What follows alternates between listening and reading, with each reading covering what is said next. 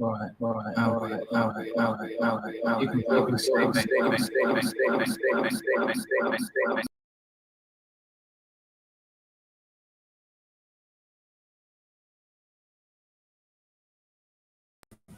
Hello, people. I'll explain it all in a minute. I like the intro music and all that, but unbelievable. Put a very tired person into a very bad mood. I just anyway, I'll see you in a minute. Let's do this how we're meant to do it. Unbelievable.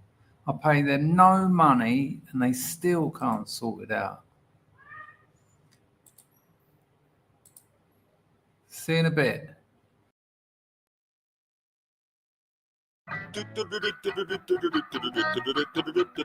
Party time.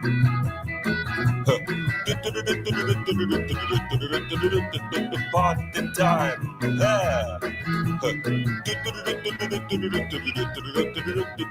Party time.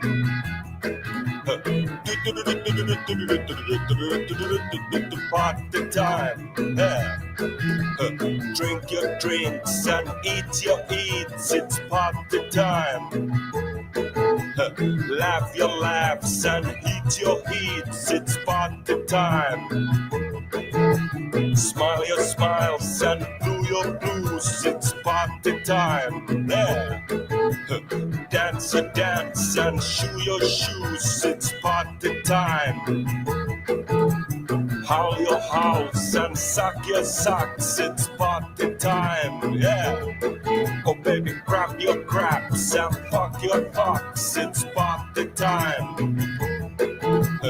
Grab your craps and fuck your fucks. It's party time. Everybody, grab your craps and fuck your fucks. It's party time. One more. Grab your craps and fuck your fucks. It's party time. Here we go. Party time. Yeah. Party time.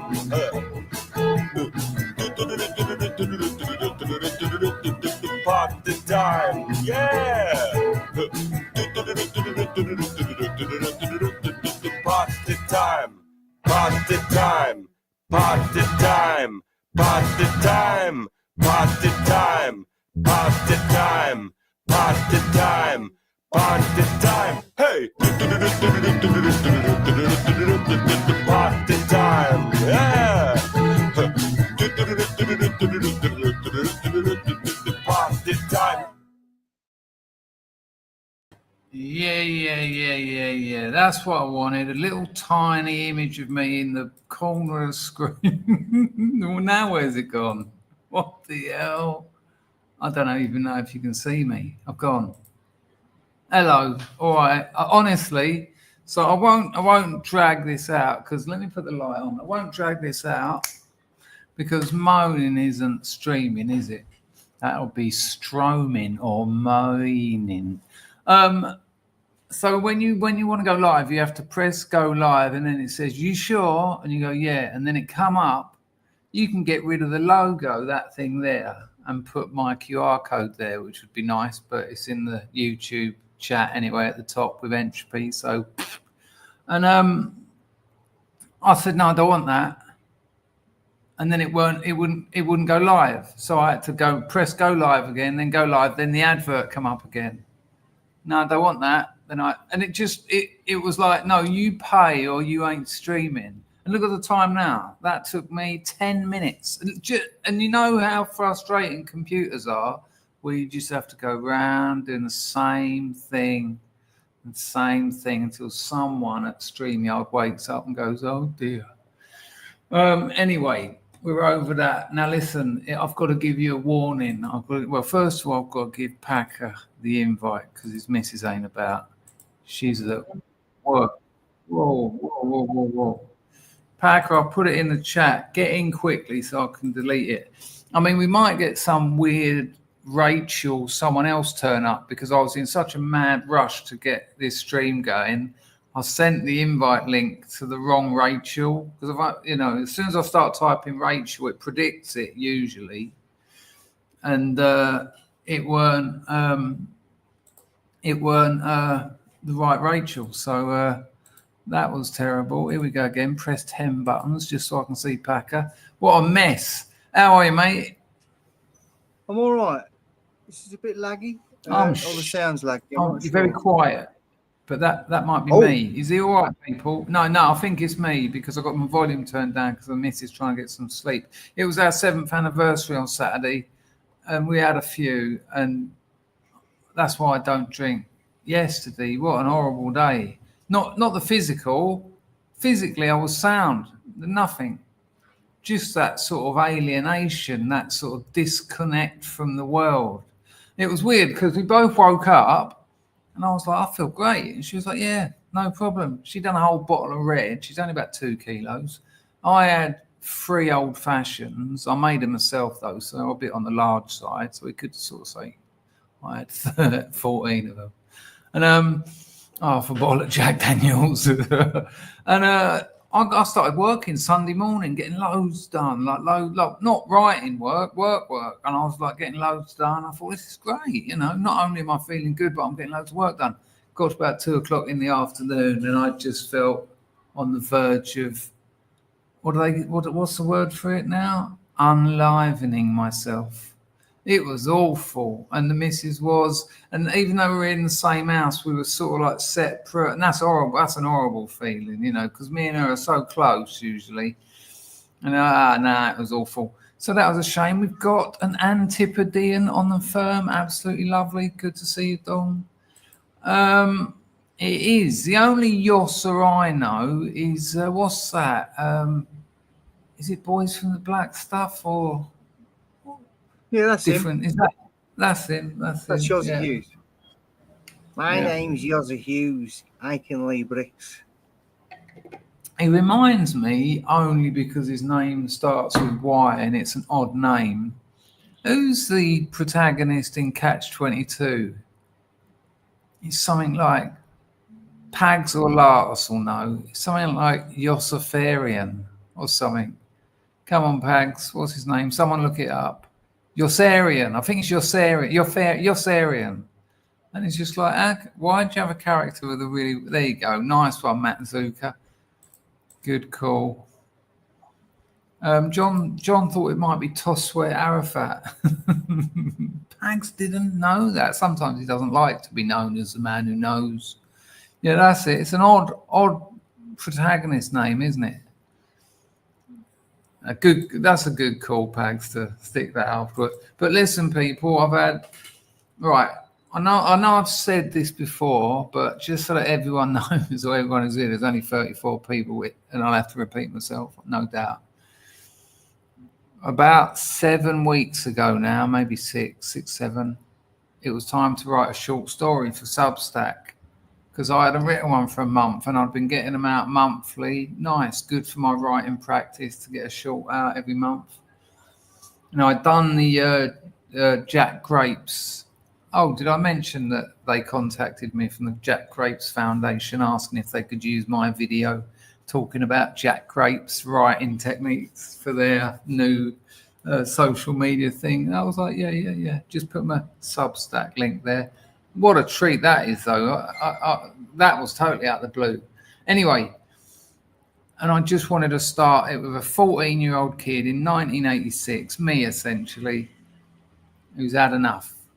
I started writing it, and 7 weeks later, it's now at 82,000 words. It's a novel. It's very commercial. I've got a lot of faith that someone will buy this. I don't mean buy a book. I mean like a publisher. And I'm not aiming low either. I might try and get my old literary agent back, but we didn't fall out on great terms. But I think this could go well. And it'll have to as well, because the way things are going with business, me and my missus will be sleeping in a tent on that land. Things carry on like that. I tell you, the hard times out here, without a doubt. Right, now, talking of money, let's get the grift out of the way. Top of the YouTube chat, you can donate with Entropy or buy me a coffee. Buy me a coffee, they take the least cut, so I get the bigger. That's the best one. You also get a little video reply, which is quite good fun. And I've also got that page up here. So if you do donate, I'll see it and you'll get your flowers, as they say in the football punditry these days. I think old Declan Rice really needs to be given his flowers for the way he's been playing lately. It's like, what? Where do you get that from? Does anyone know where that comes from? And giving him his flowers. It's ridiculous.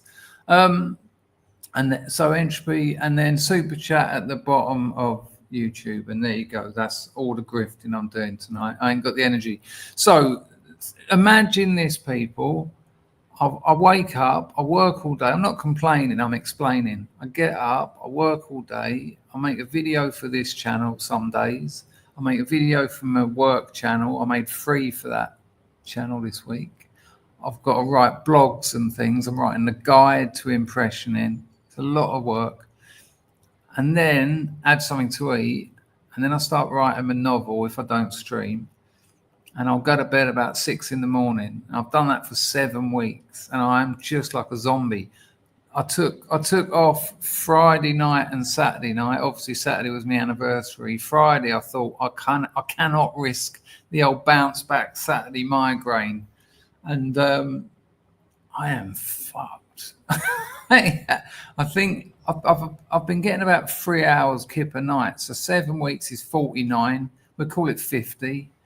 150 hours sleep I've had in the last 7 weeks. That's not good, is it? I'm no spring chicken.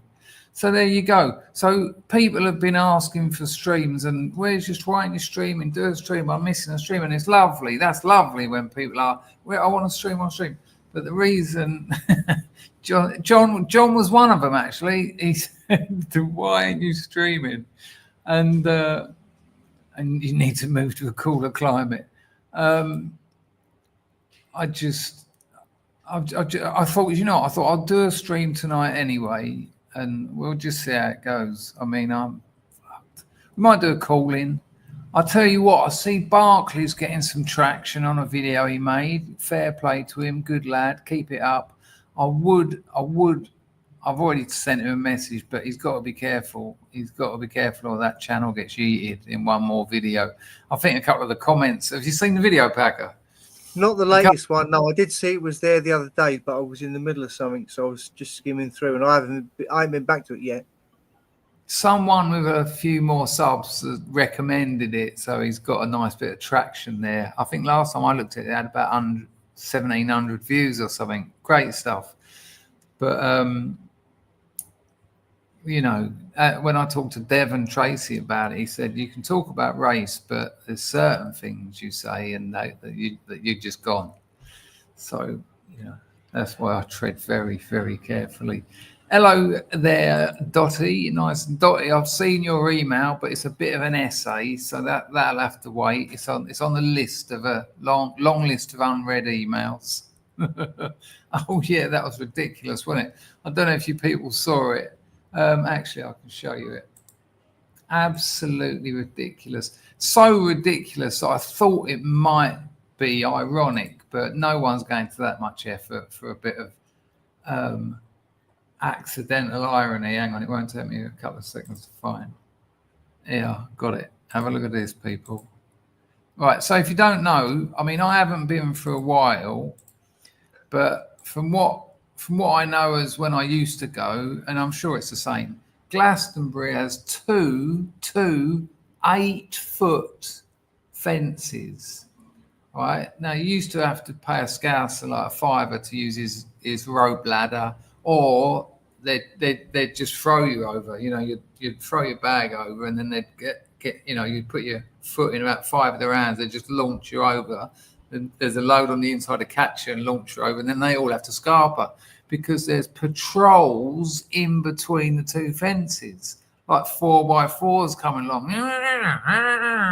Right, it's properly sort of like protected land, right? Remember that when you look at this. This is incredible. Hang on a minute. So this was taken at one of the supposedly at one of the Glastonbury fences.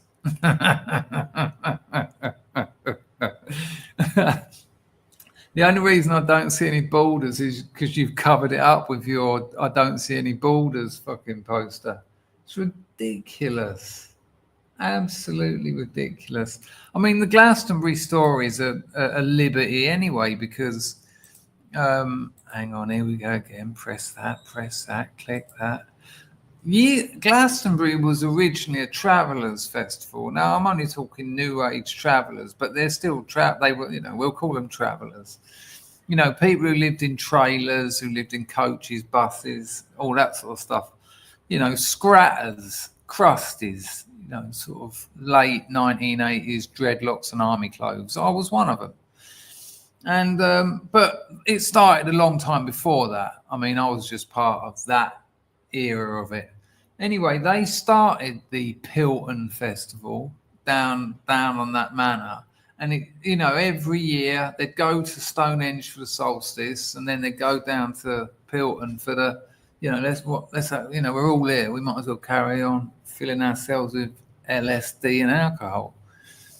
And then every year it got bigger and bigger and bigger, until the owner of the land, Brian Calevis, decided to piss them off, tell the people that started it that they've got to piss off 20 miles up the road and have their own dirty festival, while he makes millions out of middle-class families pushing pushchairs with their kids around Glastonbury. And I shit you not, I saw it change. I saw it change from just space cadets, just absolute lunatics. That's what Glastonbury was full of. And then in like 3 years, I think it was when Adamski's song, "Solitary Sister, is there a part of you that wants to live?" And it was just like sort of people in like advertising executives walking around with their kids, and it's like, what's happened? What? Hang on, this is what? It's something like £400 a ticket, isn't it? I never paid. I'm paying for go to Glastonbury. It's so easy to get in. You don't believe in borders. But there you go. The last time I knew how much it was 180 quid, and that was like early 90s. Just there's always people blagging it. As you walk down towards the gates, there's just people going, "You got tickets?" You go, "Nah."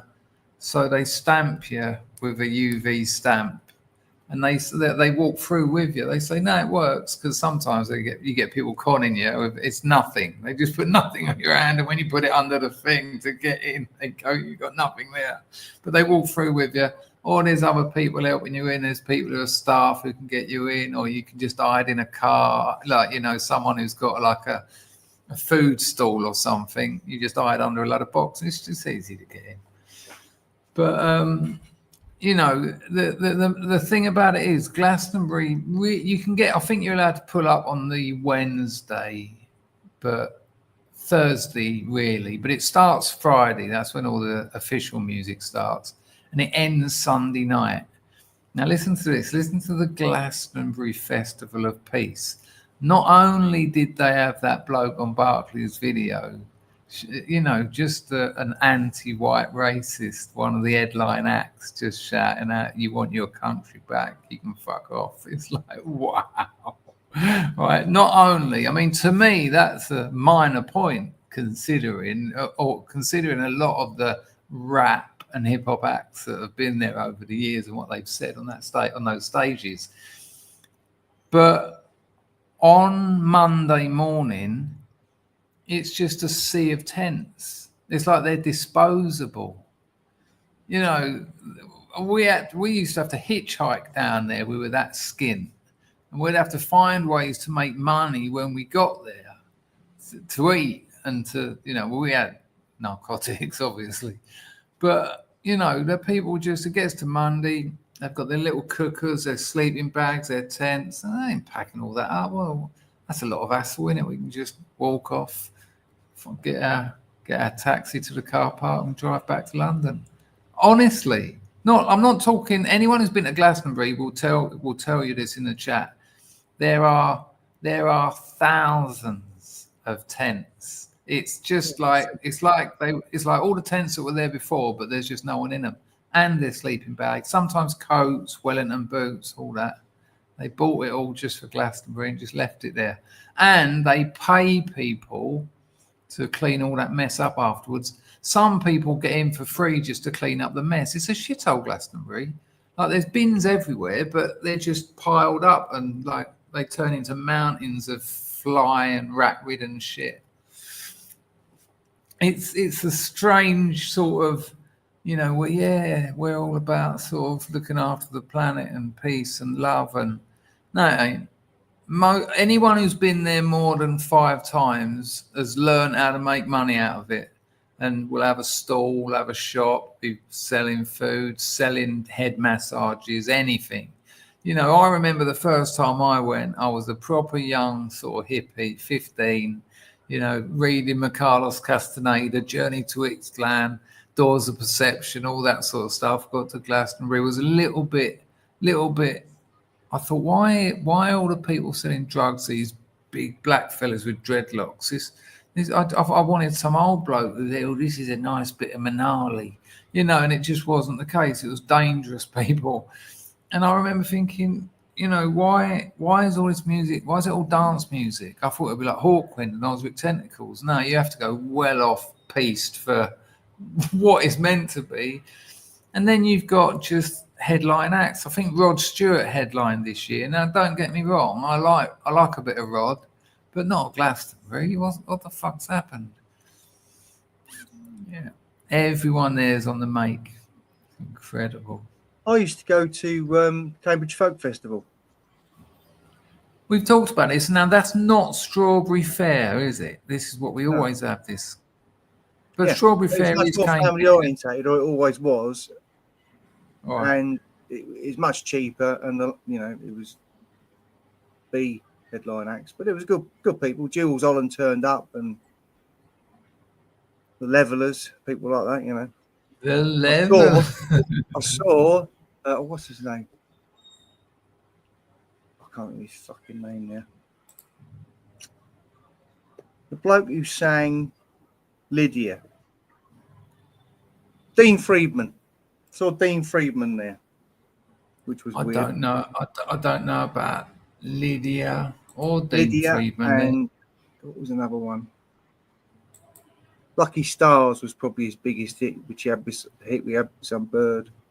Don't know. Hello, Lockspans. How are you, mate?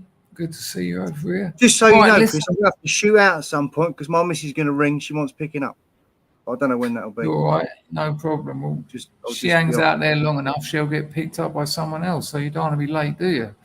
Wait, listen, members. We've been having some actual members perks. So I put the link on the YouTube posts. Now make sure you've got your notifications set on your phone or your computer, because you'll get notified, but only if you're a member. And then we've been chatting, voice chats. We had one the other day with Charlie Sparkles. The weatherman was in there. Packer came in but couldn't get it working. But I also couldn't get it working the first time. We had another one the other day where there was Pax Max, I think, weatherman, I think Livy. But I couldn't talk. I could just hear all them. But there are actual members perks now. I'll be doing them on the random. So if I get 30 minutes where I just want to take my eyes off the screen, I'll ping out a post. Only members can see it, and you can come in and just have a natter. Like Charlie, she stopped talking in the end. She said, "I'll just sit in here listening to you lot, if you don't mind." I was like, "Yeah, sure." Interesting though, Charlie. Homesteading. She told us all about her homestead and her massive change of life. Me and Weatherman got onto festivals. He was at Castle Morton. He used to live in a coach. Like a bus, Michael Pag says, you can thank your lucky stars that you're not as sure as you'd like to think you are. Is that a lyric? Yeah. There you go. He knows. Anyway, that dude turned up. Guitar. I'll tell you what, it was weird. When I had my dreadlocks and my dirty army clothes, I never fancied hippie birds. I never fancied who's going to go near a crusty bird. Leave it out. No thanks. You got the occasional one. You got the occasional one who was sort of pretending to be a bit of a crusty, which was sort of. I've always liked just like on our anniversary, it was lamb dressed as mutton. She was walking around like street meat. Like it was wonderful. But I did just go at about 5 to midnight. She had all her nails done and everything now about that long. Josh fell asleep. Mary Banilo, how are you, Barrett Zippo? Good times though, Glastonbury, I have to say. Some very fond memories. Yeah, absolutely. They weird, aren't they? I mean, I don't like the stereotypes are a reason, but they always used to cause trouble down there. And like most groups, you think it's just the two of them that are literally at your tent with a knife, demanding you give them everything you've got. And when you just look at your mate and go, "We can take these two cunts," one of them just turns around and shouts, and then 7 of them, and you're like, "Oh, actually, here, I have everything." Hang on, I've got to start. Dawn has donated an actual donation. She said this. Thank you, Dawn. That's very kind of you. At Glasgow, we'd find loads of drugs when we were cleaning up. There you go. A full sheet of LSD lasted our mob a few weeks. Good Lord. Good Lord. I mean, what's a full sheet? That's 20. They're 20 by 20, aren't they, most of them? I can't even work that out. So 20, 400, is that? Or is it 500? It's going to be 500, isn't it? Good Lord. Imagine dropping that. Well, this is what I was saying. When I first went there, I was like, Don, thanks for the super chat as well. That's fantastic. When I first went, I was all sort of sold on this sort of new summer of love sort of thing. The last time I went, I took about $3,000 fake tenors down just to buy narcotics off of all the dealers and then resell them and take them. You know, look at that change in attitude. And you see it in all your mates as well. Like one of my mates, proper sort of, you know, new age hippie. Now he's got a chai shop and he does all the festivals. And it's all about the money. He doesn't give a shit about anything else. Well, you know, and I understand that that's his job, but £5 for a cup of tea? What? At a festival as well? I don't know. These are the days. How about crusty from being out in the garden naked? I don't really know what that means, but I'll have a think about it. Hang on. Oh, you are? But you don't know if you are, so you think you might be getting a divorce. Listen to me, Barrett Zippo. I don't know much about the situation, but if that is on the cards, that's the best thing that can happen. Do you know what I mean? You don't want to get stuck in something you don't want to be in. Even if you do and she doesn't, get out of it. It ain't working. I know that's easy for me to say, but I've seen so many blokes, myself included, stay in relationships that just damaged them, wrecked them, took them years to build themselves back together. Funnily enough, I watched Annie Hall and Manhattan, 2 Woody Allen movies. If you haven't seen them, people, they're great. Yeah, Woody Allen wrote them, so they're obviously great. Annie Hall is like this sort of, weirdly, she's like a proto-quasi woke, an example of like the woke to come, you know, the sort of New York scene in like the 60s. And his missus run off with another woman and they've got a little boy, and he's complaining about it. He's like 2 women, you know, 2 mothers. That can't be right. A boy needs his dad.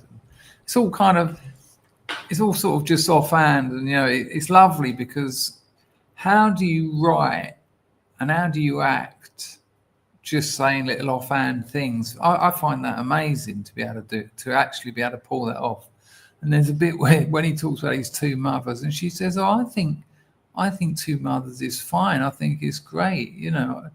And he says, well, I think you'll find most young boys have trouble surviving one mother. And it's just like that. It's just bang, bang, bang for 2 hours. Just great little quips from Woody Allen. If you haven't seen Annie Hall and if you haven't seen Manhattan, you really should. Great couple of films. Anyway, let's open up the chat and see if anyone wants to come in and have a few words with us. Right, it's open door. So whatever, hello, love. So whatever you want to talk about, you can. We only have one person in at a time, though, and I'll get shot of you 5, 6, 7 minutes, unless it really gets interesting. But don't feel like I'm chucking you out. Although that is exactly what I'm doing, but it's not because of what you're saying, it's because sometimes other people come in, but sometimes they don't. It's complicated, Dange. I'll send you an email about it. All right. Keep it brief, though, and I only say that so that I'll read it. Yeah, look at that. Look at that. Scrubbism in action. 42 runs an organisation for men exactly in your position, and he will help you. I'll just rant about men staying in damaging relationships for too long. Anyway, let's get that link in the chat. If you want to come in, give that a click. But come in and speak. Don't come in and just expect me and Packer to carry on. I've got in that Discord thing, and my mic just won't work. And I was clicking on settings and clicking on the mic and everything, and it said everything was fine, but it wouldn't let me unmute it. Right, that's exactly what happened to me.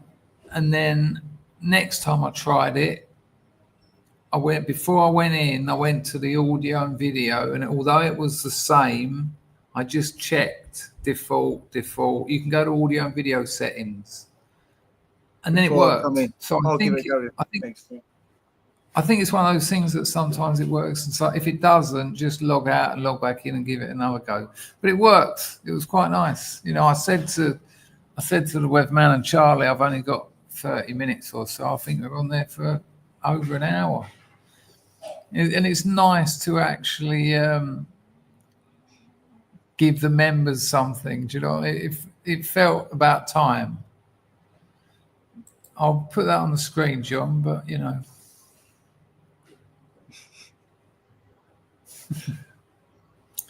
the Coke scene was funny. I don't know. I would never mix cocaine with laughter. Ladies and gentlemen, welcome to the stage, Mr. 42. How are you, son? Not too bad. How's yourself? Knackered. Like, you can probably hear it in my voice, but I'm absolutely knackered. My missus is stealing my water. But I'm happy, to have knocked out a commercial novel in 7 weeks. It still needs work, but it's like 90. The heavy lifting's been done. Now it's just a little bit of polishing up.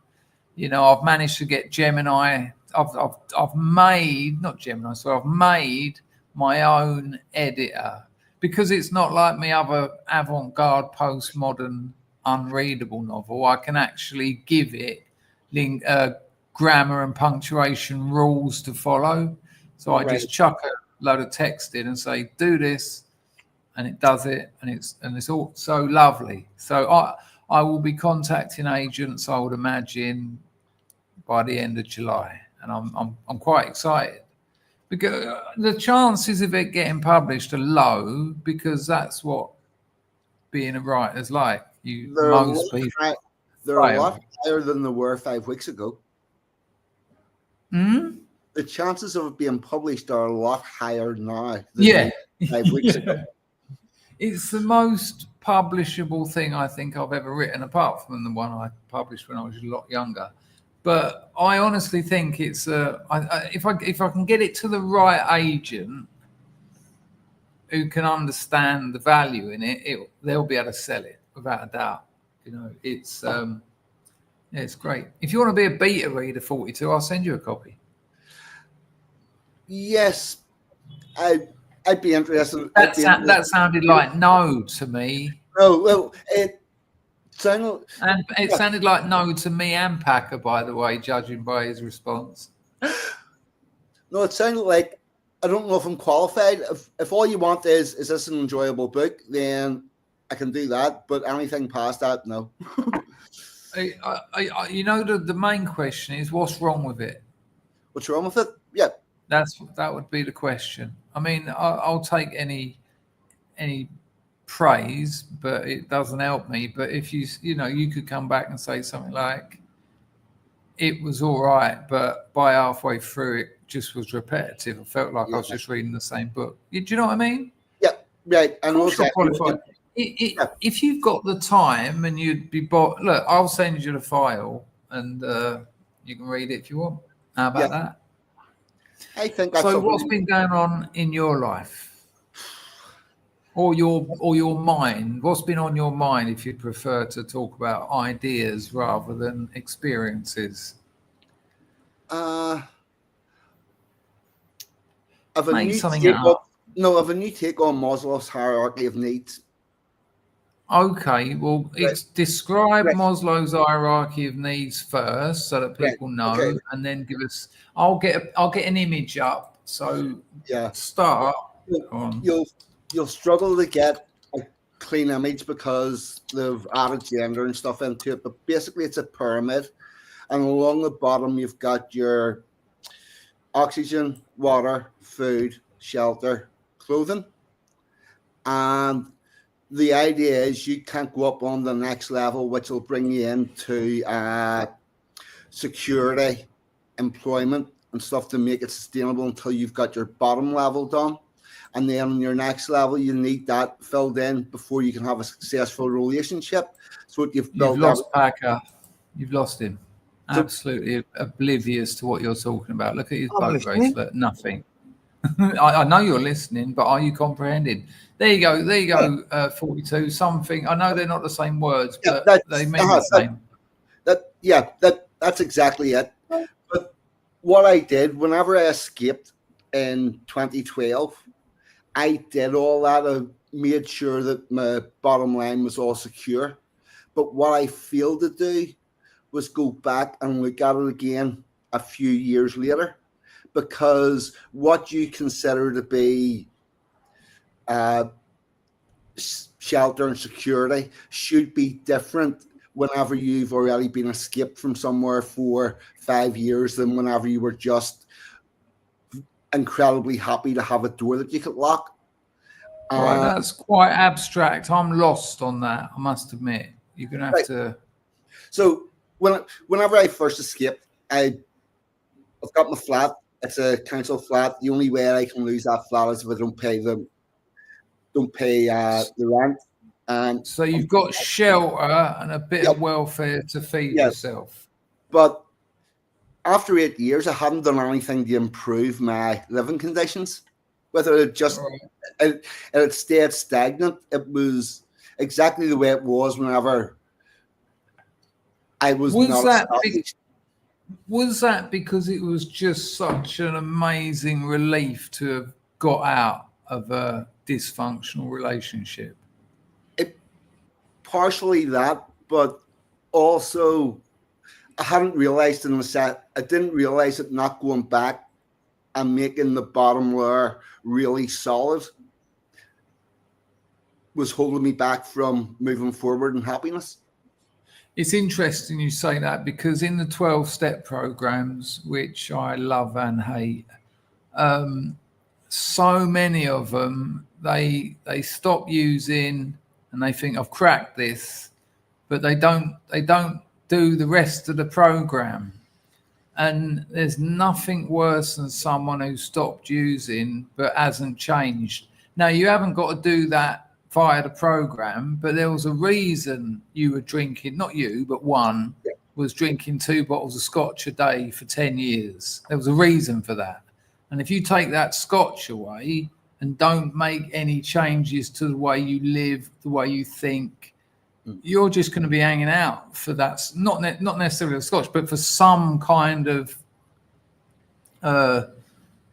medication, which you can get through acting out, fighting, stealing, eating, whatever. So is that the sort of thing you're saying? You got stuck in a... I had been escaped for 10 years, right? Now, whenever I work night shift, there's a shift where I finish early, like 3 a.m. And all through the time whenever I was living in the abusive relationship, I would enjoy that because I would be able to come home, and it was about the only time that the house felt like it was mine because everybody else was asleep. Wow. And so That's brutal. Right. But so I would come home and have a couple of drinks and then go to bed and get up the next.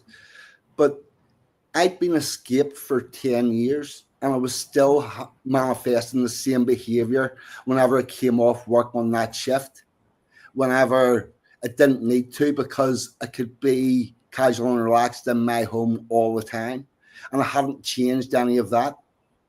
So your house actually was yours. You didn't own it, obviously, but it was in your name. You couldn't lose it. You were still not wanting to be there because you felt freer outside of that sort of environment. Yeah, it's a bit like prisoners.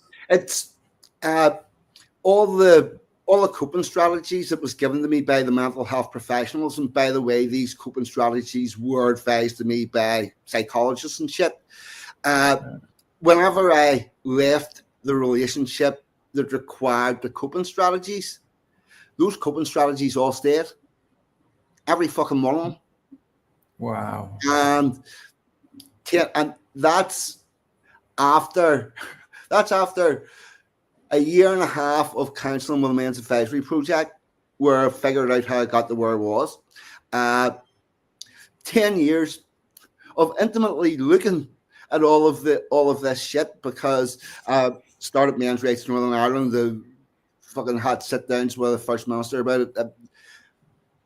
And me personally, I was still manifest to the point where 10 years later, I started asking myself, whose idea was this on a lot of my basic day-to-day things, because I don't know where I got the idea to do it that way from. And it's only from I've started changing all those things that I've became a lot happier. It's weird, isn't it? Yeah, that's exactly what I'm talking about with NA. I've also seen it with people who've done long stretches in prison. That if you don't actually, so you get out of that relationship, or you get out of that relationship with a drug or a drink or a person, doesn't matter really, but you don't change who you are. And so you're still, well, like you said, 10 years, you were still using those same strategies, but you were implementing solutions for problems you no longer had. Yep, exactly. Wow. I wonder why that was. Do you think there's an element of those were like hardwired? Yep, totally hardwired. Totally and utterly hardwired. What I think, now I had the abusive relationship. I've also got PTSD from a workplace accident where I nearly died. And I think what happened was... Whoa. Go on. What happened? So basically there was two chemicals mixed that should never ever mix, and they went down in the water system where they should never ever went, and then they come up through somewhere else where they should never ever been, and basically turned the place in the Auschwitz. And one person did die. I nearly died, partially trying to rescue the guy that did die. Hang on, so people are breathing in gases that are causing them to drown, basically? Yeah, basically what it did was it stopped the blood's ability to carry oxygen to the brain. Rough. And you were watching this happening to your workmates live? Yeah, I opened the door and somebody flopped face down in front of me, and their muscles all twitching in the same way that you see in the videos. If you're ever trained on nerve agents by the British Army. Awful. Yep. Awful. Yeah. Horrible. Traumatic. Yep. And what happened to me then, and I'm only just figuring it out now, the management system in my brain fried. So all the individual elements worked to a certain extent. But the other thing that happened was all the resistors got fried. So there are many different types of anger, and they would all manifest in different levels, like no resistors to moderate anything. So you had either everything or nothing. A lot of after quite a few years of this and the 18 years of Prozac, my emotions switched off. No, man, 18 years on SSRIs. Yep. And what was coming off that like? How long did they taper you, or did you just say, oh, I'm done? I walked into the doctor's office and told him to shove all his tablets up his arse. Fucking brilliant. I bet that weren't easy, though, for the next few months. Do you know what? I think it was just in that much shit at the time that I didn't notice, because I did this during a divorce. Oh, okay. No, that kind of makes sense. There's other things overriding other emotions. Wow. Wow. Yeah.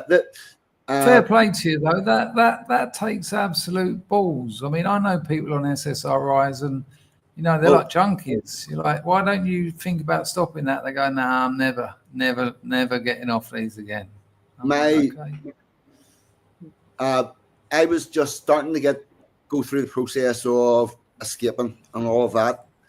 We got a diagnosis that my mum had cancer, and whenever we got that, it was one of those, probably 6 months. And whenever we were in having that conversation, my emotions were at the same level they would have been had I been told, here's a cup of tea, but sorry, we don't have any sugar. That's the level of emotion I got in that office at that time. And then I came home from there and booked an appointment with doctors and walked down and said, see all your fucking headmates, shove them right up your ass. And turn the whole walk again. So you've just told me loads of horror stories that happened to you pretty much simultaneously. Yeah. It's a fucking hard life sometimes. Now do you understand why it's the machine 42? Anything other than a machine would have broke. Yeah, I do, and I understand. And obviously there was probably other things going on that you can't talk about on YouTube. Wow. So, and that's when I ever started writing poetry. And that helped you, did it? Yeah. Yeah, of course it would. Amazing. Had it not been for the poetry, none of the 42 stuff would have happened. None of it. It's because writing, as like most things after industrialization, became just commodified and lowest common denominator. I think our culture has lost, not all of it, thankfully, but has lost the spiritual impact of writing and reading.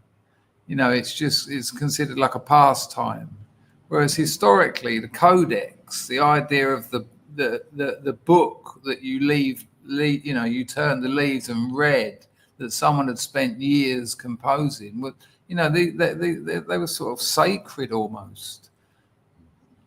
And when you start writing, I mean, I've done some of my best work when I've been at my worst. I mean, I don't buy the idea of the sort of broken writer, rinsing his emotions and producing his magnum opus. I don't buy that. But when you've got no choice but to be honest, and that's key. Where, you're not trying to impress. It's not a love poem. You're not trying to be a writer. You're literally holding on. No, you're not literally. You're figuratively holding on for life. You don't one day go, I'm going to pick up a book and be a poet. You say, I need to do something. I've got to do something. You also have a desperate need to try to explain this shit to the world. There you go. In a way that's coherent and doesn't come out as a primal scream. And the only vehicle you're going to have to do that ever is if you sit down and write it with a bit of thought. And that's what poetry does. Agreed. When 42, when would you say, I mean, does a lot of this stuff still follow you around? Do you still have to work on all these traumas, or? I think that's the question. Yeah. There's no. Yeah, it's not. Do you know what? I've stopped dealing with the demons quite a while ago. What I've been dealing with is the coping strategies that were given to me by the mental health professionals who give me coping strategies whenever they should have said, do you know what? You're living in an abusive relationship. You should be. Whereas, much like medication, they gave you a way to put up with it. Like, Chris, really, in what world does this look? In what world does this work? I went to see my counsellor because I'm depressed. Right? I've had the PTSD, blah blah blah. And I go to the doctor and say, right, I'm really not feeling good, and he refers me. 6 months later, you get an assessment, and you go for a meeting. Then they'll say, do you need some CBT? And then they'll say yes. So 6 months later, you get the CBT, and everybody gets the same 6 weeks. So I'm in there, and I'm saying to him, look, here's the problem. My wife says that I'm really, really lazy, and I know that I do a lot, but she keeps shouting at me for being lazy. And he says, well, here's the thing. Nothing beats out like a bit of evidence. Get a bit of paper, right? Monday, Tuesday, Wednesday, Thursday, Friday. Write the hours out and write down what you're doing. And I says, well, I don't want to do that. He says, why? He says, because you want me to show her that. And I'm afraid to do that. Yeah, as soon as you said it, I knew that. If you say to her, I've written it down, I've got proof. No, that's like lighting a fuse, isn't it? So he says to me, right, well, don't worry about showing it there. Just do it this week. So when I arrives back the next week, he goes, well, have you got your list? And I says, no. He says, why? Because she found it. She ripped it up, threw it in the bin, and screamed at me for 3 fucking hours. It's such terrible advice. Terrible. I hate those psychiatrists. I hate them. And the advice by the medical professional that I was sent to because I'm supposedly vulnerable and have issues with post-traumatic stress disorder, his advice was, we're not going to talk about that today. It must be something else. How dare you keep going on about the biggest problem in your life? Right, yes. I swear to fuck. No. So instead of saying no, get out, he advised me to find ways to keep myself busy that I enjoy. That you can't be about. And I'm like, oh fuck.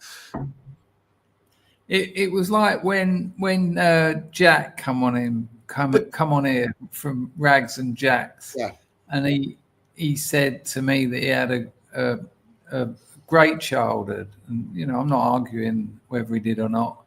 And Jeff Sharler was on here, Dr. Jeffrey Sharler, with me, and Jack's been on SSRIs, I don't know, 20, 30 years or something. And he said to Jeffrey Sharler, he said, I was just always scared as a child, just always scared. And he said, so what would you have done? Because the doctors just give me SSRIs. And it's weird because Jack's not an idiot. And it's like, well, what would you have done? And Jeff said, I'd have asked you why you were scared. Yeah. Like, we've come so, and this isn't me digging out Jack. This is me digging out the psychiatric profession. It's where we've become so lost from some very basic kind of connections with ourselves and our environments. Can I just ask 42? Can I just ask you, it blows my mind, but it doesn't surprise me that they gave you strategies to stay in a place that they should have maybe considered talking to you about whether it was the right place for you. That's my first concern. But did they not consider the thought that there would be long-term implications of those strategies that they'd given you, because they were changing the way you behaved? They didn't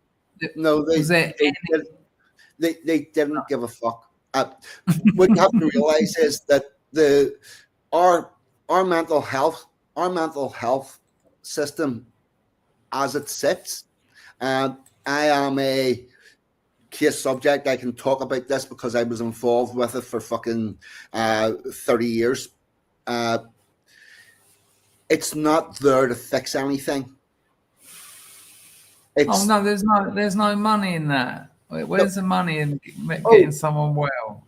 Here, Chris, do you know where it came?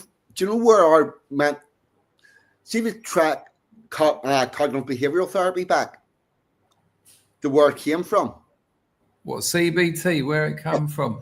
Yeah. I'd guess it came back. I guess it was a way of getting people back to war after the First World War. That would be my guess. No. Right. Here's how it works. All of the testing for talking therapies was done on whom? Which gender? Women. All of those talking therapies, all the literature, all the work on it was all. I don't know about that. I'm not sure about that because. Go on. You got to go back to where it began. Which was where? With clitoral massage as a treatment for hysteria. Yeah, Charcot, exactly. Right. So here's what happened. They had these treatments where a woman went and got a sexual gratification for hysteria that she invented in the house. Right? Yeah. And all of the women were saying, this is definitely a genuine medical condition. There's nothing we can do about it. And this is the cure for it. Right? Now, eventually, some man might hear, hold on, this isn't right. And you're not going to be doing that form of treatment anymore. And they went to a talking therapy on a couch. This is where the couch comes from. So she could then go and lie on the couch and talk to the man. And God knows what else happened during those. But in order for this whole ruse of psychologists, gigolos disguised as psychologists, for that to work, there had to be medical conditions. But these talking therapies don't have to work. They don't need to be aimed at getting a cure because they were invented for an invented problem in order for the women to. Hang on, no. Are you suggesting psychoanalysis is a fraudulent treatment? Totally 100%. No, see, I disagree with you profoundly there. Well, I'm not sure. Psychoanalysis would be different in that if you're studying people's behaviors and whatnot. But a psychoanalyst, literally Freud called it the talking cure. Yeah, he said you've got to stop just putting electricity into these people's brains. You need to sit them down, because that was where I was talking about the war. Okay, right. That's why I suggested that. And he said you need to just talk to them, find out what's upsetting them, and it takes time. Yes, but psychiatry is the one I've got the issue with, but not psychoanalysis or psychotherapy, I should say. Right. the therapy you're talking about there, where they actually do that's similar to what I did with the Men's Advisory Project, and I went back through everything and understood why I was making shitty decisions, and that changed a lot, and that helped a lot. But to sit people down as I do now and go, everything, you're in exactly the right place you are because you want to get better, and so every decision you've made up to now, call that good and proper and correct, and start from today. Forget everything else. Move forward. The only person that can fix you is you. It's all bullshit. You need that's nothing. Well, that's CBT in a nutshell. I've done it 4 times. I've done the same course 4 times. You need to go in and build your fucking foundation and make that solid. And only whenever you're in a position where you've got those needs fully met and where you know they're sustainable, where you're not where every month you're putting something in your savings account, be that £1, £1, £100, that you know that you're not skimming the wire every month. Until you're doing that, you cannot really begin to feel yourself secure, which is a totally different position to what somebody's in whenever they have just escaped or just moved out, where see, so long as I can keep this roof over my head and move this money from Peter to pay Paul. Were you in a group or was it one-on-one? All mine was one-on-one. And how much time did you get in? How much time did you get in one session, and how many sessions did they give you? The CBT was always 1 hour, 6 sessions. See, yeah, like, that's everybody that goes through cognitive behavioral therapy gets the same 6 1-hour sessions, and their intention is to move you from where you are on session 1 to functioning on session 6 like a dressing station in a war. And they'll arrive you in and they'll tell you, what's your biggest problem? And go, well, I really don't like opening my meal. Right, okay. Here's what to do. Go home. Don't care if you have to get drunk or do anything, but see between now and next week, get all your meal up to date and know exactly where you are. Right, okay. And you arrive back next week. Did you get? Yes, that's brilliant. That's good. You're doing really good. Pat you in the head. Now, could you add washing your face every day onto that? Yeah, I could do that. So on week 3, they're saying you're opening your meal, you're washing your face, you've been on time for work, and on week 6 they say, look how far you've came, you're doing amazing, you're brilliant. The only person that can fix you is you. There is no future in the past. Move boldly forward, put your arms back and march forward, and 6 months later they're worse about the fucking war. I mean, a decent psychotherapist would never give you advice. Would never tell you what to do. That's not their job. And a decent psychotherapist would probably suggest at least 2 years once a week, at least. Because, this stuff is hardwired. This stuff took years to get in there. You ain't getting it out in, 6 hours? Wash your hands, make a list. Fucking hell. With the Men's Advisory Project, who are a charity in Belfast, Northern Ireland, I did, starting off an hour a week for about 5 months, then an hour every 2 weeks, then it went to 1 session a month, and then it ended. But that was really helpful because that's where I went back and figured out why I'd made all the decisions that I'd made. And believe me, anybody that's in an abusive relationship for 25 years, they volunteered for at least 24 of them. And yeah, it wasn't could have and should have walked earlier, but it didn't. And the important thing is I now understand why I made the decisions that I did, why they were bad, and that means because you understand them, I'm not going to make the same stupid decisions in the future. Yeah. And what I had failed to do in the 10 years previous which, by the way, from I met the wonderful Emma G, have been absolutely fucking amazing. The happiest years of my life. Bless her. There's nothing in life for a man better than a good woman. There just isn't. Emma is just a wonderful, kind, caring human being. I can see it.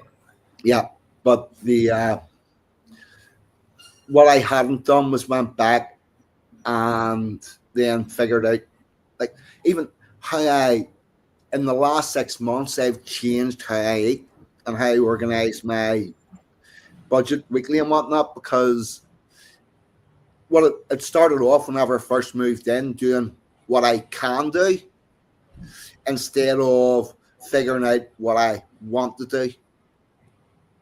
You know, because okay, that's interesting. Because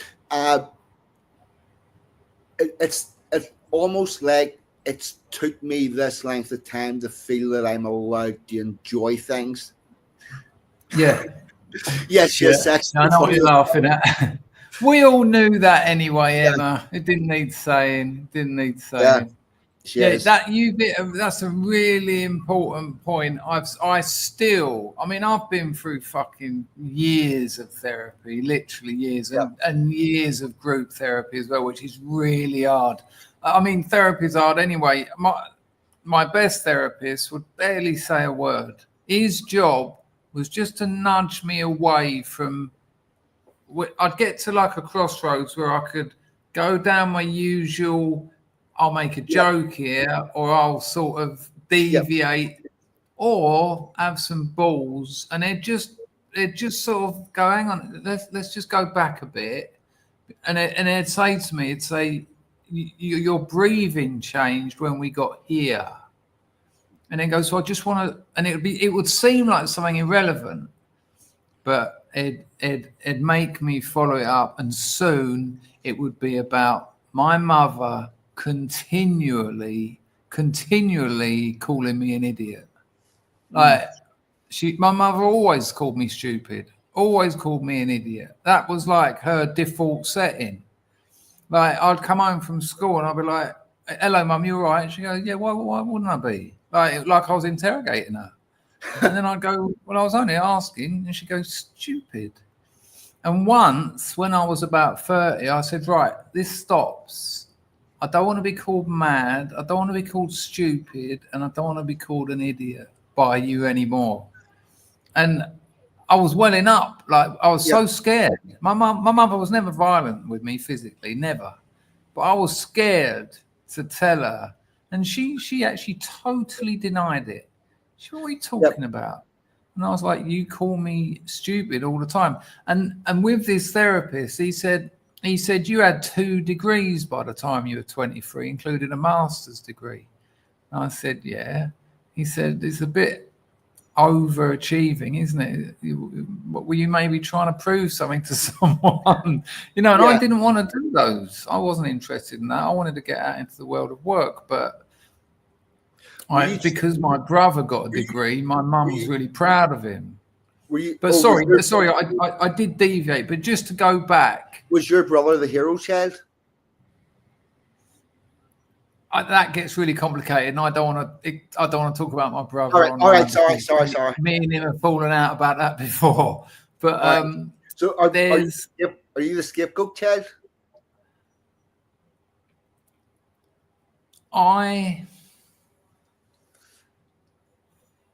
It's hard to talk about one without the other. That's the problem. I don't know those terms. So have you looked into family of origin? No, your place in the family of origin. I don't know anything about those Paul Allen from An Ear for Men. I'll send you a link. Does good. Hang on, just tell me it, and I'll have a look later. Paul Allen. How do you spell Allen? Allen. Paul. Oh, from the men's flower. Yeah.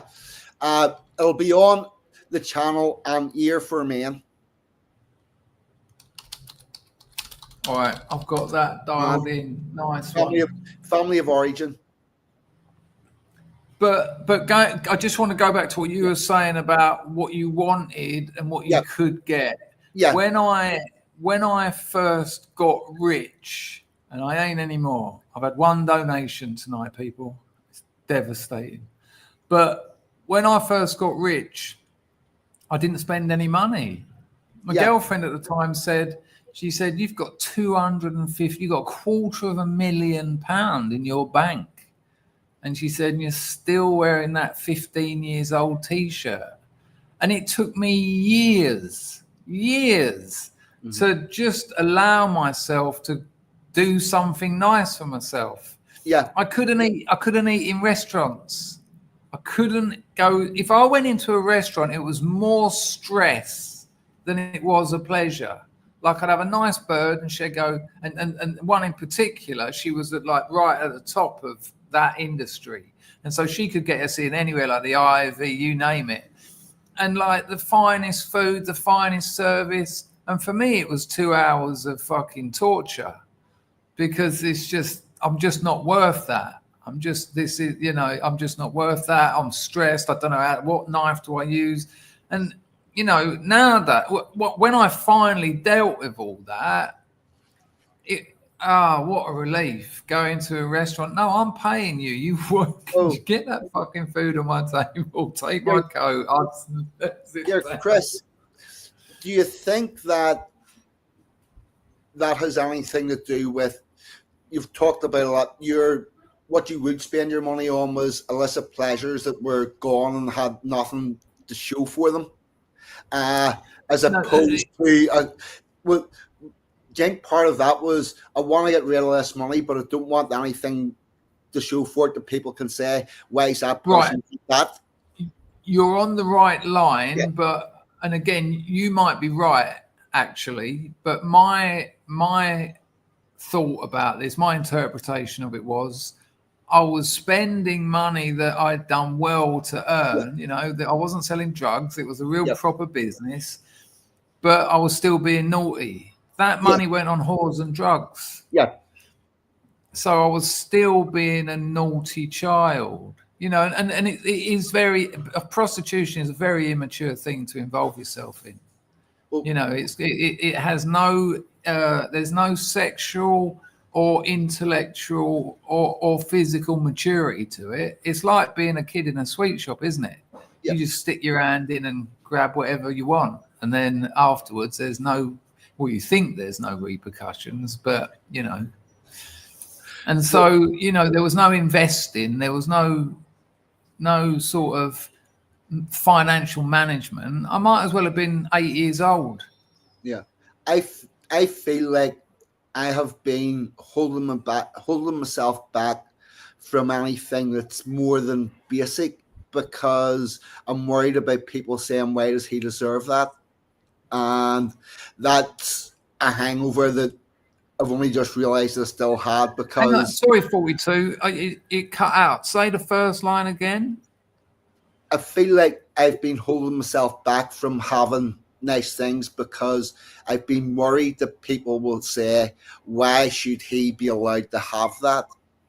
Because for 25 years I was never allowed to have anything, and I forgot to write myself the permission slip. Wow. I mean, being a communist done that to me. They tell you that it's a no-sum game, and if you're spending things on nice things, someone else is suffering. So you can't. So you don't enjoy your life. And it made me fucking miserable. Yeah.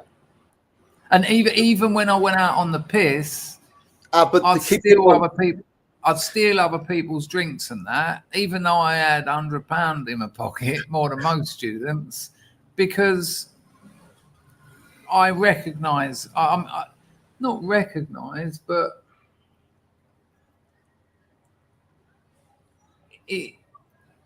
like you said, I can't go and buy myself a drink. I can't buy a round. I don't know how to respond to that when people say, oh, thanks, mate, that was nice of you. No, I want them to say, what the fuck are you doing, you idiot? While I'm like tapping people on the shoulder and necking their pint. Yeah. And then when they turn around, their old drink's gone. And it's just stupid. Well, and I'm talking about when I'm 20. I was 24 when I was doing that sort of thing. Oh, it's really weird, mate. But here, before I forget, the guy who was saying earlier about he thinks he might be having a divorce. I've news for you, chum. You're having a divorce. If you're not, if you're not having your divorce now, you're having it in 2 years' time. If it's not 2 years, it's going to be 10 years. And the longer you leave it, the worse it's going to get. That's exactly what I wanted to say to him. If you think it's coming, it's like when you're in a relationship and you think this relationship feels like it's on the rocks. As soon as you think that, it is. I've been talking to men going through this shit for the past 10 years. Not a lot, not huge numbers, but there's none of them I've ever met that thought they were getting a divorce that didn't get a divorce. It's never happened. Anything in my life where hang on a minute, I think this vape's too strong, it's killing me. I keep having these heart palpitations. I know that's not funny, but anything in my life, as soon as there's a little crack that lets a bit of light of truth in, I know that's the start of the end of that, whatever it is, whatever project it is. You know, if I'm going to write a screenplay, I might get halfway through it, and one night I'll go and lay down and I'll think, I don't know if this screenplay is actually happening. And I know now, through years of this, it ain't. That's it. Yeah. I just stop then, because as soon and that's with relationships and everything as well. As soon as, and you know, it's not like just stupid things like we had a little argument or something, but it will be a certain feeling. Yeah, I think. It's something fundamental. Something fundamental that means that this can't go on. It's weird, isn't it? And so going back to so you had essentially like a hangover of coping mechanisms. I've got a friend, right? She's got what psychiatrists call OCD, obsessional compulsive disorder. Now, essentially, she had a terrible childhood. It's a horror story. I mean, it'll bring you to tears. I'm not going to tell you anything about it. But what she done as like a 3 and 4 year old, 4 or 5 stepdads on the bounce, by the way, you can kind of guess the sort of stuff. Yeah. So she would start ritualizing. She'd come up with these rituals where she'd have to get everything perfect, really complicated. She's likened it to me to being on acid, when you get one of those thoughts and it's like fractals and you've got to get it, and these can go on for hours and hours. Now, they actually saved her life. And because when you are 4, 5, 6, 7, 8 years old, you can't deal with that. Who could deal with that kind of neglect and abuse? But these rituals stopped her from having to think about the real conditions of her existence. Yeah. But because her brain was developing, at a furious rate during those years, that stuff became like hardwired. Those what are they called? Mannerisms?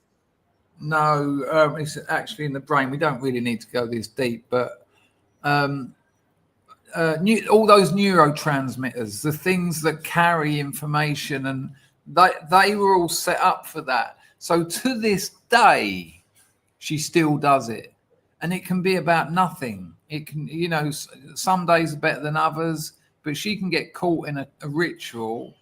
And she's out of the game for like 12 hours, just going over the same thing, trying to get it exactly right, trying to get the feeling right, and all her psychoanalysts, her psychotherapists, all that, they've said it ain't going anywhere. So what you've got to do is this ritual in her head, inside her thoughts, or is she physically doing something? No, it's thoughts. They call it pure OCD because people who've got behavioral OCD is actually easier to treat. But when it's in the brain, it's near impossible because It's not like washing your hands and all that. And then one of the, I'm sort of straying a bit, but one of the things she really hates is when people go, "Oh, I get really OCD about that. You know, everything has to be at right angles." And she's like, "Yeah, right." So what I wanted to say, sorry to go on about that, but my version of that, I've always called it intrusive thoughts, which she said that. She's used that phrase. Right. Yeah, well, the last incident of note that happens with me, I could be replaying that for 2 weeks, just on every time I stop actively thinking, it just goes and it plays. And I can hear it, I can see it, and then I go through all the different connotations of what I could have done, what I should have done, what I'll do the next time, and then it plays and it plays and it plays, and that can be that can be 2-3 weeks. When you say an intrusive thought, because in the example of this person I'm talking about, that's what starts the rituals, an intrusive thought, and it will always be about a loved one. And it will be something like, I don't love them or I hate them. Even though she, that's neither of those are true, it's a thought she doesn't want to have. And so then she has to start doing this stuff to distract her from that horrible thought. Right. All right. So she's then go. You can only think about one thing at a time. It's not possible to think about 2 things at a time. So if you're actively thinking about something, should it be, I don't know, is an open sandwich actually a sandwich or is it half a sandwich because there's no fucking lid on it? If you're thinking about that, you can't be thinking about the... There you go. Right. So... Exactly. And I would, it becomes incredibly tiring because anytime you're not doing anything that you want to consider as work, you gotta then go in this defensive mode and start thinking about all sorts of fucking rubbish that's benign. Although what it is really good for, reading government documents. I can keep all that shit at bay for hours, and be advised, I'm in the process of finding out where Northern Ireland's next domestic abuse program is going through, and I am going to be nagging the fuck out of people because I've got new understandings of the services that could be provided and should be provided, and by God, there's a lot of walls about to get kicked. Wow. Do you think any of that's got anything to do with, you're very involved in all that kind of activism, aren't you? Yeah, but I could get anything fixed for anybody apart from me. There you go. Look, Quadrex just said this. I used to deny myself food as a teenager because I thought I didn't deserve sustenance. And food is so symbolic. It's so much about the mother. It starts with the mother. It continues with the mother. And it still happens if someone offers him food. And yet he loves cooking. It's funny you should say that because I know bulimics and anorexics. You turn up at their house. Do you want something to eat? First thing they say. Yeah. And you're like, no, I'm all right. And they go, no, you're all right. And before you know it, it's like a steak and kidney pie, mashed potatoes, like broccoli. And you're like, are you not eating? And I know why, but I always say it. And they go, no, I've got a dance class later. Oh, you're going to exercise again later. Okay. It's a funny old world, isn't it? It really is. It's like I feel to give myself a permission slip to actually enjoy and better myself. Thank you, John. Very kind, mate. I must have got really, really lucky because I must have been at the peak it could have been at the time, the day of snag damage. So how much Oh, John Palmer, bless you. John Palmer bought me a coffee as well. So it wasn't, it's not as bad as things were looking, but it's a great conversation. I'll take that for no donations. Are you, because interestingly, one of the things I learned from writing this new novel, because it's me at 14, the character in it realizes he's a bit annoyed that when you learn something, and it might not be through choice, it usually isn't, you might see something happen to someone else. It's a bit like the story you told about your PTSD, that you're lumbered with that for life then. And it's a bit like, I didn't want to witness or observe that and change. I was all right this morning. Now I've witnessed that. I'm lumbered with it. I've changed. I'm a different person.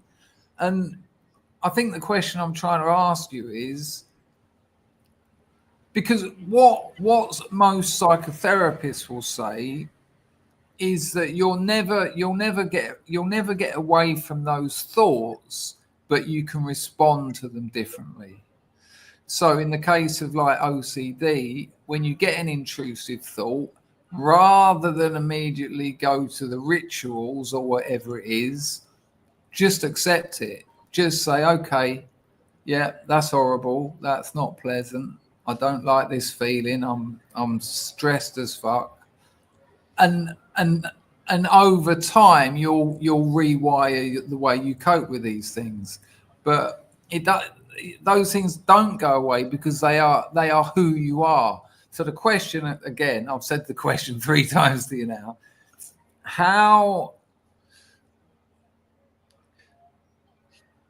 Here's where the problem is. How much does this stuff still affect you, I think, is what I'm trying to say. It's a bit of an abstract question. I would say affect you negatively. I think I should clear it up a bit. Fuck. I would say it takes up 15% of my day. 1/5. Yeah, 1/5, about 15% of my day. Just dealing Still with a lot in it. Yeah, still a lot. But it's better than more than that.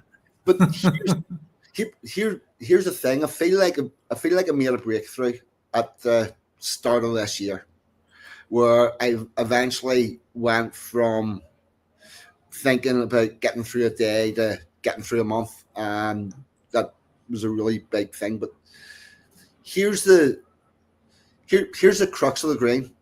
They try to say that all of this mental stuff is just how it is, and if you get 100 people that are depressed and ask them how well their life's going outside of their depression, are their bills paid on time, what socialization have they, blah blah blah, and you'll find that their life's actually pretty shitty, and maybe just maybe that feeling unhappy with their life is due to the way that they're organizing it, and that's supposed to get off their fucking ass and improve themselves. This is Thomas Saz, Jeffrey Sharla, and me, the myth of mental illness. No one has depression. It's not an illness. There's no biological markers. You are depressed. I'm not denying that. Yeah. But it's not pathological. It's behavioral. Have a look at your life. I mean, I had a very good friend. He was in a job that was so rotten. It involved him sitting in a massive sort of studio, pretty much on his own, doing nothing. His missus had killed herself. He was doing fuck all else. He wasn't eating. He looked like a skeleton, and he had depression. And it was like, just make some different life choices. And of course he did in the end. And he has, weirdly, the disease, the mental illness of depression hasn't surfaced again since he's totally changed his life. You know, I mean, this is where our problem is. And this is why I am angry about our mental health system. Because there you go. I've explained to you earlier on this evening about how exactly that mental health professional should have told me, here, hold on, you're supposed to have a bad reaction to that. Yeah. That's that's your brain telling you you need to do something different than fucking get out. Yeah.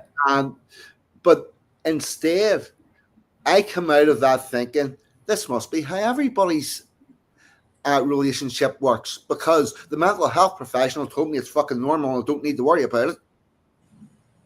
It's so. It's You know what I mean? so. This is where I went to a third person, and a third person that's supposed to care for my mental health because I'm vulnerable due to my mental health, and they were delinquent in their duty. It's so irresponsible. It's so irresponsible. I've only been able to verbalize that properly in the last year. Wow. And yeah, so it's like, did you ever watch that video? I've put it out here a few times. The origins of the DSM. Yes. And the bloke who wrote it, when he goes to his house in America, and he says, and James Davis, I think his name is, he says to him, "Don't you think that it's a bit slack?" And the bloke who wrote it went, "Oh yeah, it's bullshit." He says it's bullshit. Yeah. And the whole of the mental health industry is based on that book. I mean, anxiety. What is it? It's anxiety syndrome. Apparently, this is a mental illness. And no, you're anxious. Yeah. You're anxious. What? Why? Just sit down. What could possibly be making you anxious in your life? And then it wouldn't take a psychotherapist with many skills to get that out of them within about 20 minutes. Yeah, just say you haven't got a disease.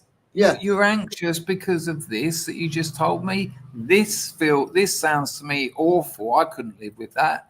This isn't good. You're ignoring that, and it would be like, oh yeah, anxiety syndrome. It makes me laugh. It's so ridiculous. The big thing that they're pushing now is mindfulness. And get this, how mindfulness works is just live in the moment and enjoy it. But here's the thing. If you have all your ducks in a row, you're living in your 3-bedroom semi-detached house with a south-facing garden and 2 cars in the driveway, and the kids are at a nice school and they go to their meetings and whatnot, mindfulness will help you. It'll help you to enjoy all that you've got. Yeah. If you're an alcoholic in your fucking halfway house with no employment, a history of crime, it ain't. Right? Yes. And trying to. By the way, I've had this exact conversation with the service providers. I've been there with people from with the Minister for Health, and saying that mindfulness only works if you've got a nice surrounding. If you're already of course. Of course. Please enjoy this empty shell of a flat that I've got, and the 30 quid a week I've got to feed myself. I will relax and enjoy that perfectly. Wise up. You need to change people's environment, and the way that you're going to do that is through changing their behaviors. And I'll tell you something else. From men separate to from a relationship and get all the kicks that comes along with that, to they set their ass on the curb with a hat in front of them asking for money because they've been kicked down to learn nothing worked. See, once they get that stage, they're done. They're never coming back.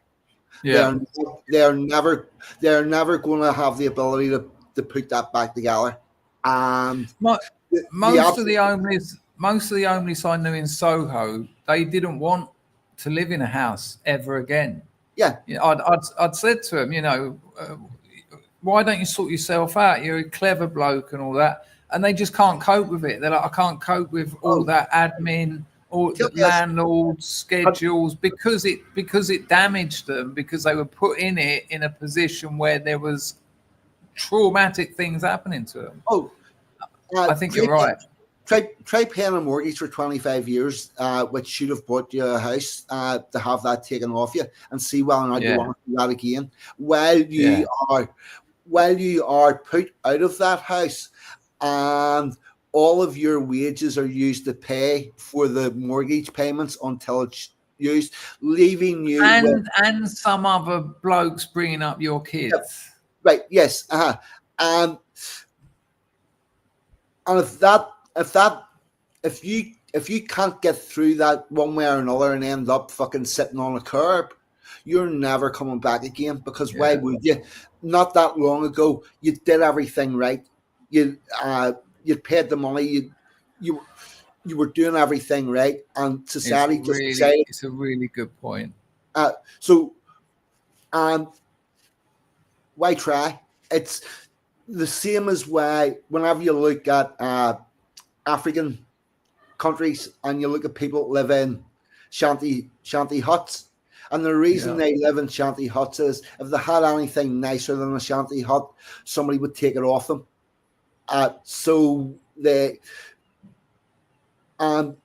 What you're dealing with are men that have been through that whole system and then had everything taken off them, and they're like, I'm not building that up again for somebody else to take it off me. I'm just going to fucking do it. And frequently they become dangerous to society as well. Yeah, well, and themselves. Yeah, there you go. I just want to say, Quadrex in the chat, I don't want to draw attention to you, mate, but you've been saying Quadrex says that he has intrusive thoughts and he starts doing pure OCD counting in his head. And he says here, it's the intrusive thoughts that are debilitating. You can just think something. And Quadrex, that will be because in the past you needed to distract yourself from something that was happening to you. And when I say that, I don't think that you're like, well, there was nothing. I think you probably know exactly what I'm talking about. That'll be my guess anyway. Yeah, but the problem with those intrusive thoughts is everything fucking shuts down. I could make a cup of coffee, sit myself down, and be about to do something, and next thing I know, it's got dark, the coffee's cold, and there's fuck all done. There's where the problem is, because this has just been cogging around my head for a couple of fucking hours non-stop, to the exclusion of absolutely anything else. You know what? I'm sorry that I am listening to 42 and agreeing with you. Quadrex says here, I have it with pleasure as well. I feel like I don't deserve pleasure sexually. So, you're so not alone in this. It's interesting that I opened this stream with that quote from Woody Allen where he says most blokes don't survive one mother, let alone two. I think there's actually a civilizational thing where mothers shame young boys around sexuality. I can tell you the exact moment. I'd been around this girl's house. I was about 10 years old. It's in the new novel. You can read it. I was in the I was in the novel. I mean, I'm a bit old in the novel, but it was an important story, so I got it in. I was only about 10 though, and I went around this girl's house and we were just snogging, snogging. And I got home and I felt great. I felt wanted, and like as much as a 10-year-old can feel love, or certainly in my house. And I got in and my mum went, where have you been all day? And I said to her, proud. I was proud. I was happy and proud. And I said, I've been round Sarah Butterfield's house all day, sitting on the sofa snogging. And her face, I can see it now. It was like nightmare fuel. And she went, well, don't. You're not old enough. And it fucked me. It absolutely fucked me. I know that sounds like nothing, but on its own, it is nothing. But with the you're stupid, with the you're an idiot, with all the other stuff, when you start getting a cluster, mothers do shame, and I'm not letting fathers off here. Fathers have a relationship with daughters that causes them problems as well. We always talk about daddy issues, but mothers do shame men, and it causes them problems. It might be worth talking to older Teddy Dutton about this. There may be evolutionary reasons around it. But Quadrex goes on to say, he says it was because I was a child, that's no surprise. But I used to take drugs to be able to sleep with my girlfriend. I spent like 6 years on amphetamines because it was the only way I could get through it. I might have had a few thousand girls, but even those numbers, that's not like, alpha male. That's a bloke in trouble. It's not something to be proud of. Any society that treats its boys and girls the same is doomed to failure. At that moment, Say again? Any society that treats its boys and girls the same is doomed to failure. Yeah. If we have the same compassion for boys that we have for girls, we are doomed to failure. Because if you have the same compassion for boys, then you don't send only boys out to defend the tribe against the mass hordes. And if you send your girls out along with your boys, you lose your breeding pool.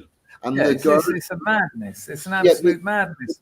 If you took attractive women out of the world equation, nothing would get done. They're there to be protected. That's why people go to war. I just want to say this as well. Quadrex, look, after everything we've talked about, he's apologising.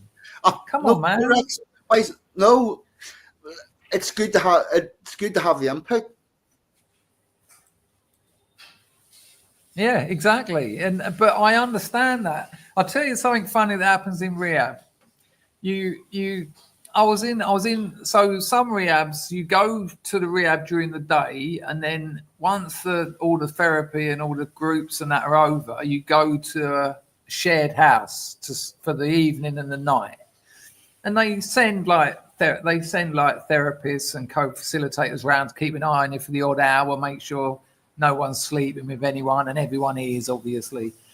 And I was in this one place with these 3 other blokes, and they were all given the rehab or prison. And no, that's not true. 2 of them were given the rehab or prison. They both done plenty of prison before, so they finally chose rehab and regretted it. And they both left, by the way, a few weeks later and went to prison. Yep, and the other bloke had just come out of prison. These are hard men, right? Mm. And it was like apology tennis. We'd be in the kitchen. I'm trying to make a cup of tea. He's trying to heat up some baked beans. It's a small little kitchen. I'm like, sorry, mate, can I just get through these? He's like, yeah, you're all right. Sorry, I didn't mean to be in the way. I go, no, I've just got to get to the fridge. Sorry, mate. And he's like, oh, no, sorry, I've taken ages here. And then, oh, fuck, sorry, I forgot to what. And I just stopped him and I said, how much are we apologizing to each other for nothing? And they were cracking up because they were obviously aware of it as well. And it was just this sense of, I'm in the way. I'm in the way here. Anything I do is wrong. And it came to group. We because in group sometimes they say anyone got anything they want to bring to group. And I said, yeah, why are we all fucking apologizing to each other all the time? And 20 people said, yeah, I know it. We're on it. Do those rehabs feel like they are created and provided for the client's addicts, or do they feel like they are provided to tick a box? Both and in between. In one rehab, you can get one therapist who will save lives, and you can get another therapist in the same place who's just got an absolute touch of a job here, just sits around chatting up birds all day.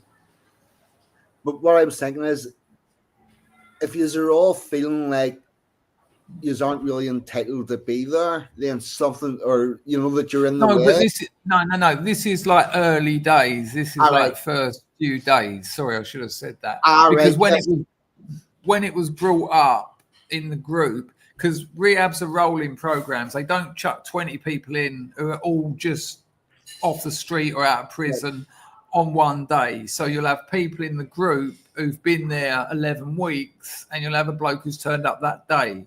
So when I brought that thing up about me and Dave and Mark, that was their names. One of them used to watch his stream. The other one's dead, bless him. When we brought it up, the people who'd been there a bit longer said, listen, I was exactly the same when I first arrived here, and that's how group therapy works, because they sort of let you know that that's part of the process you're going to go through.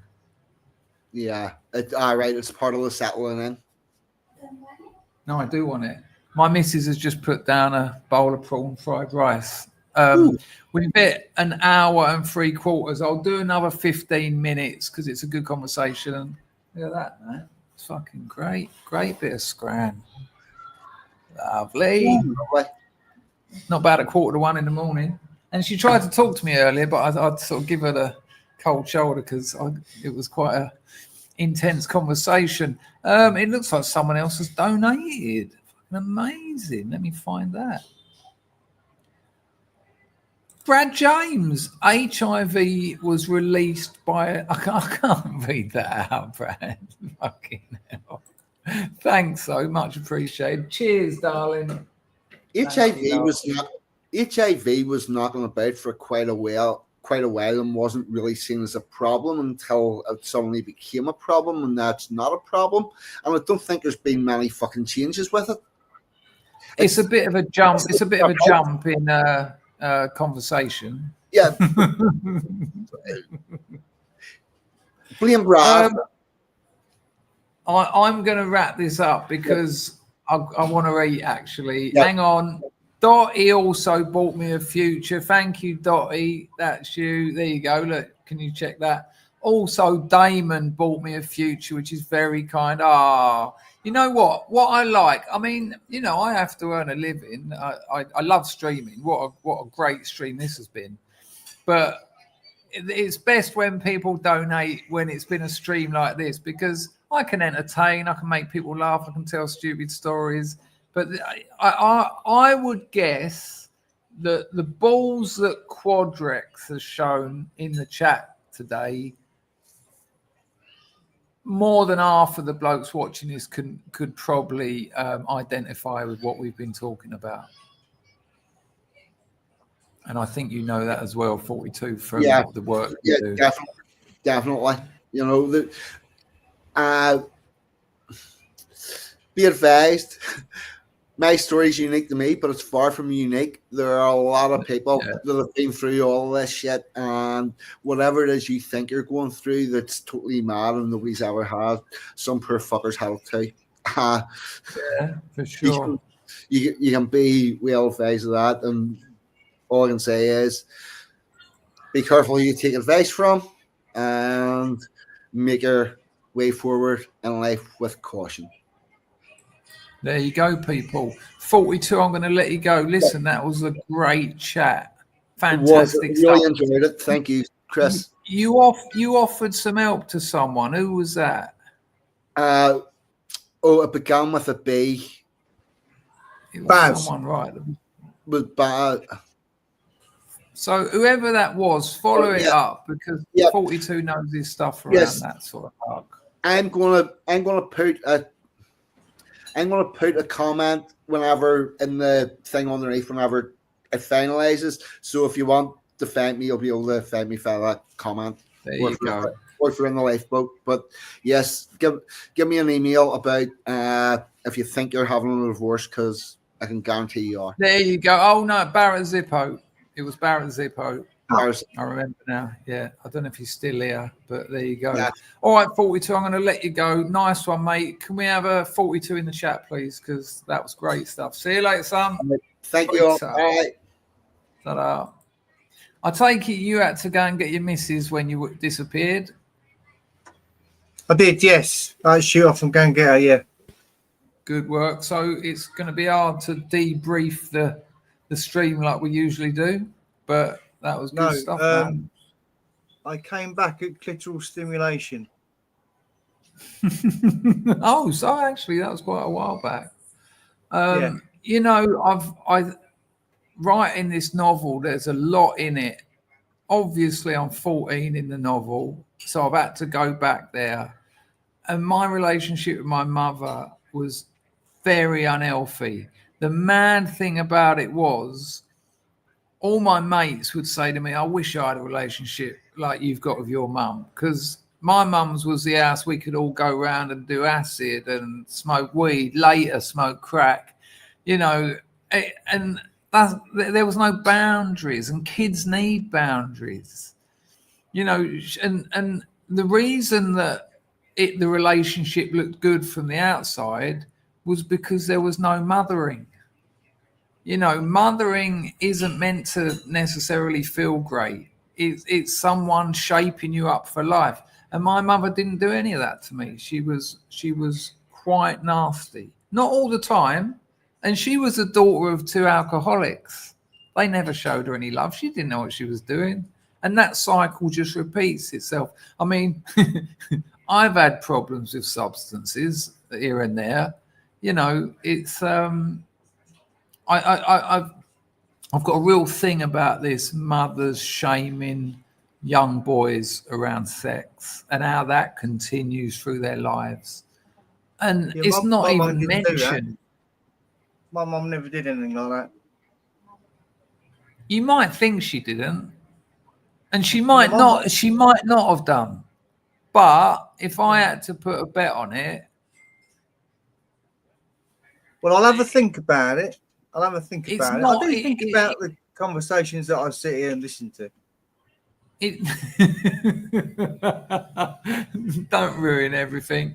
Listen, people, it's been fantastic. By the way, if you didn't hear at the beginning, there are now member perks on this stream. Occasionally, we have voice chats on my Discord server. I put a link on the YouTube posts. Make sure you're set up to get notifications. If you're a member, you'll get the notification. And then you just click it. It will take you through the Discord. It's easy to set up. If it doesn't work, just log out and log back in again. That's what a couple of us have had to do. And the other day we had 3 or 4 of us in there. Then we done another one where there was just the 3 of us. And then we done another one where I listened to 4 other people talking because I couldn't get the mic working. But that'll be an ongoing thing. It's just a voice chat. You don't show your face or anything. And it's not like this where I'm dominating the conversation. It's just like we're sitting in the park throwing bread at the ducks, and you know, you could be doing something else. You could be working, you could be making dinner, and it's just like having a couple of mates round and you just, you know, just chatting about anything. Really quite cool. I've enjoyed them anyway. So if you are a member at any of the levels, you'll see those links. They're on the posts on the. Anyway, make sure you get notifications, and then if you're a member, you'll get notified. And I'll be up in them as well, because members haven't got any perks for like ever. Packer, I'm going to let you go because I've got to eat this food. I won't do a debrief afterwards either because my missus is over there and I want to eat with her. Look after yourself, mate. Ta-da, ta-da, ta-da.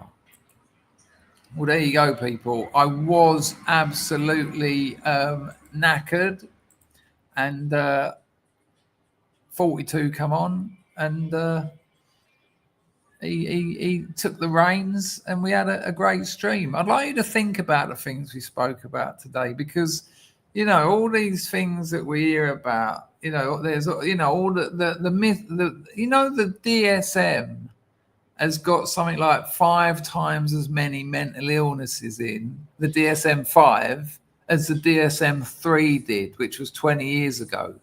They've just invented loads more. What psychiatry does is turn absolutely normal life struggles into psychiatric abnormalities. like anxiety disorder, like depression. Why would it do that? Because it can then sell you drugs. In any 1 year, what are the numbers? Oh yeah, in any 1 year, 1 in 4 British people will have a mental illness, according to the madness, ironically, of psychiatry. So think about that. Out of 100 people, 25 people have got a mental illness. They haven't. There's no biological markers for any of them. Any of them. There are no biological markers. What that means is, if you've been diagnosed with any of those mental illnesses, you can't see that in your brain. There's nothing. And that's why they had to write the DSM, because real medicine said, we ain't putting them in our books. You've just made them up. And when I say I've made them up, go and watch that video. Just type in DSM, right? Delta Sierra Malibu, DSM James Davis, and you'll find his lecture, and it will blow your mind. The bloke who edited and wrote the first DSM said to James Davis to his face, when James Davis said to him, it seems a little bit slack the way you chose what illnesses went in and went out. He went, yeah, it was absolute bullshit. And our health service is built on that. This mental health crisis isn't a mental health crisis. It's a cultural crisis where people are anxious and people are depressed and people are scared. And that's not a healthy culture, but it ain't mental illness. It's what our culture's doing to us. And when your country's being invaded and when you're going to be a minority, you should be scared. You should be anxious. You should be depressed. But don't worry, we've all read Brave New World. Get some Soma in you. Soma's just an SSRI. Oh, good Lord. Give me a second.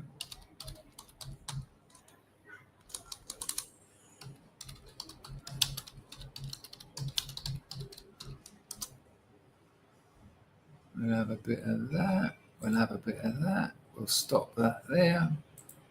I will be putting your 1, 2, 3, 7. I will be putting your messages on the screen. It's been lovely to see you. I will get back to streaming more regularly soon.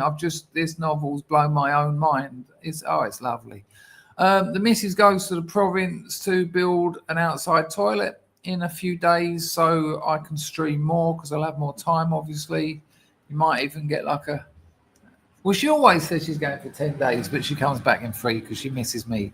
Look after yourself. She's just told me that she said Bud White. Bud White means shut up. She understood what I was saying. That's why I have to encrypt sometimes. I'm going to get a spanking after this video. I fucking hope so. Anyway, look after yourselves, people. This will be the Matoid with, how do I do it? That one maybe? Fuck knows. Let me know if it works. Ta-da! 1, 2, 3, 7, yeah!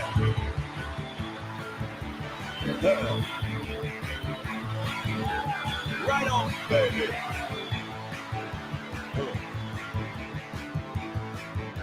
The priest is here, and the casket is ready.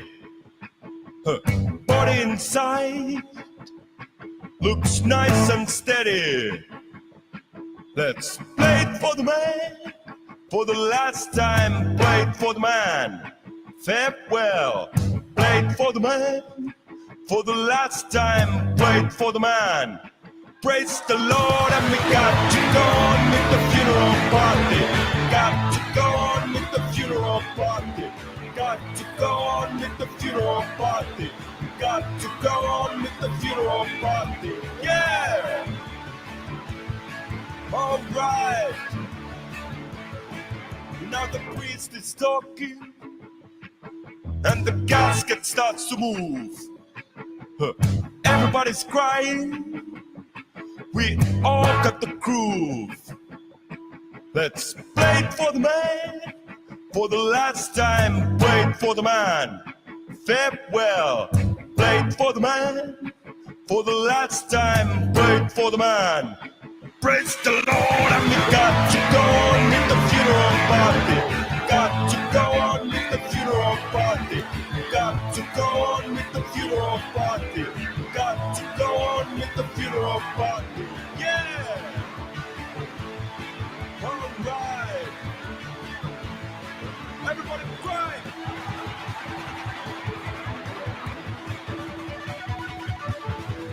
Yeah. Praise the Lord. Yeah.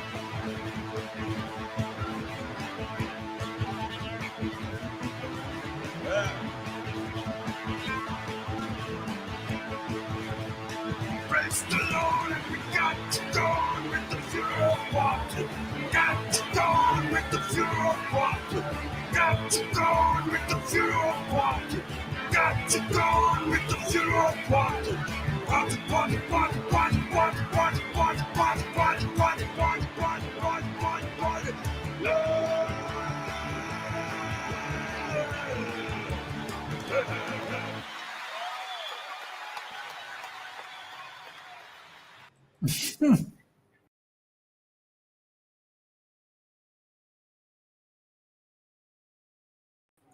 Hello, people. Sorry about the technical difficulties tonight. Apart from that, a cracking stream.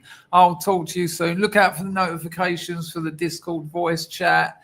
I made a video today about ethical investing. Not everyone's cup of tea, but you want to see these two people going, there's loads of wars going on, so it's a great opportunity to make some money. It's like, what the fuck?